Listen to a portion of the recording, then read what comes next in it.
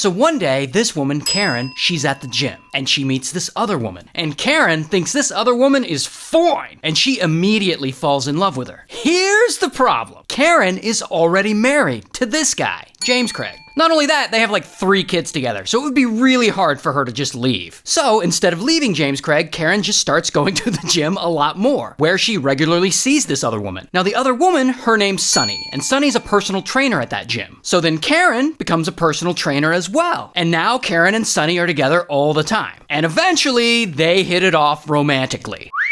Here's the thing about Karen, though. She's an honest person. I mean, she can't keep secrets from her husband, so she goes to him and she tells him the truth, that she's having a romantic fling with this woman at the gym. Now, here's the thing about James Kraig. He's a very controlling person. He has tons of rules. He gives Karen a curfew. He limits the amount of money she can spend. He insists that she smash with him every night at 8 o'clock sharp, and then he makes her go to bed by 9. It's weird. Regardless, Karen tells James Kraig about her affair with Sunny. And surprisingly, James Kraig is all for it. He's like, go ahead. It's not going to affect our marriage. In fact, he's so for it, he keeps trying to get himself involved. He starts sending Sunny flowers and nice texts. He keeps trying to talk them into a threesome. But unfortunately for James Kraig, the 2 women don't want him involved. And then they say no. And during all this, Karen and Sunny's relationship and their feelings for one another keep getting more and more serious. And James Kraig, he sees that they're falling in love. And he realizes he's losing control of his wife. And he's like, I cannot let this happen. So he goes and he accepts a new job out of state, and he moves Karen and his family far away from Sunny, from Texas to Missouri. Now, Karen moves with her family, but she refuses to let her relationship with Sunny go. So she and Sunny continue their fling long distance, through emails, through phone calls, sometimes they visit each other. But then, one night, Karen and James Kraig go back to Texas to attend their friend's New Year's Eve party. So they're at this party with all their friends, and Sunny shows up,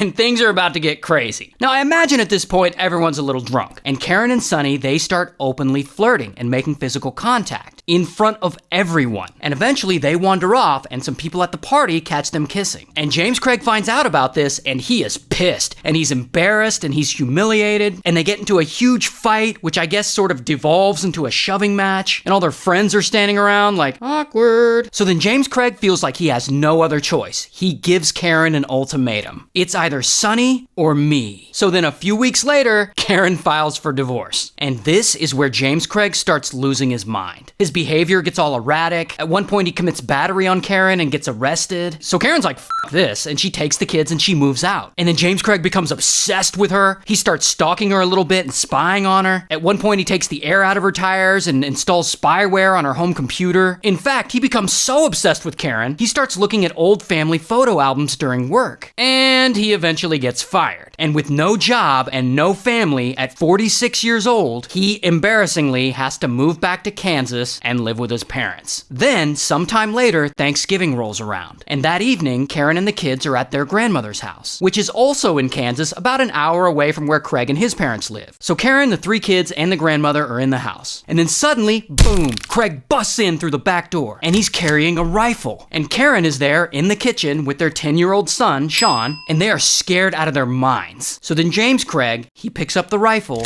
and he aims it at Karen, and he shoots her. Twice. And she falls to the floor, while Sean, he's able to duck down and he runs out the back door. But James Kraig, he just keeps going through the house. He goes to the living room and he shoots Karen's 89-year-old mother.